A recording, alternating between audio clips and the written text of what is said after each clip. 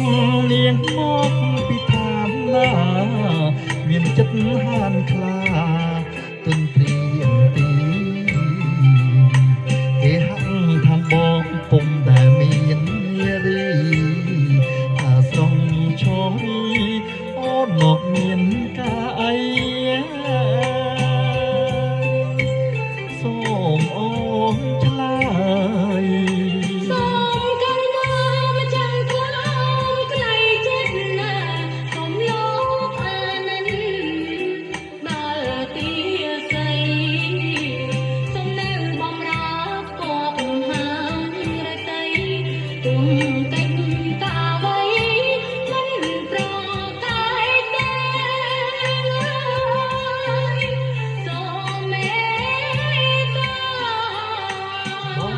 អ្នកឯងក្នុងវិមានបាបាអូជាគ្នារួមគ្រួសារและសំបងពេញក្នុងទេយីអស្រងពុំយើងបានសុខសាន្ត រូ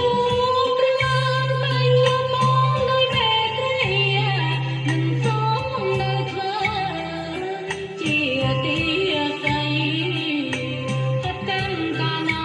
សូមយាងវិលវៃលាទាំងផែនដីនឹងតំចរៀណាបងឡើ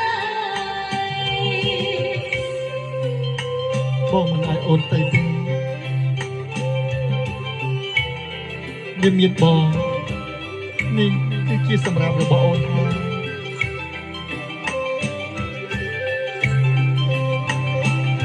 បងគឺជារាជបុត្ររ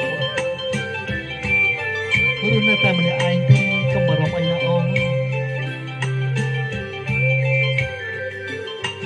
ណែស្រីស្រងនាងមកពីឋានណាមានចិត្តហានខ្លាទុនព្រៀនទី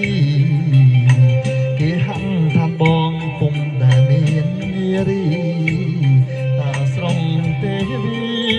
អូនមកមានការវៃសូមអូនឆ្លើយ សូមកាន់មកចាំងក្លោងក្លៃចិត្តណាសូមលោកអានិនដល់ទីស័យសូមនៅបំរើគប់ហាងរតីទុំពេញកាវៃមិនប្រកាយទេសូមមេត្តា លោកនៅម្នាក់ឯងក្នុងវិមានណាបើបានអូនជាគ្នារួមគ្រួសារและសំបងពេញក្នុងទេយីអស្រងពុំយើងបានសុខសាន្តណាអូនអើយ រូបរាងបាញ់ញ៉ាំបងដោយមេត្រីមិនសូមនៅធ្វើជាទីស័យហត់កម្មតាណាសូមយាងវិលវៃលា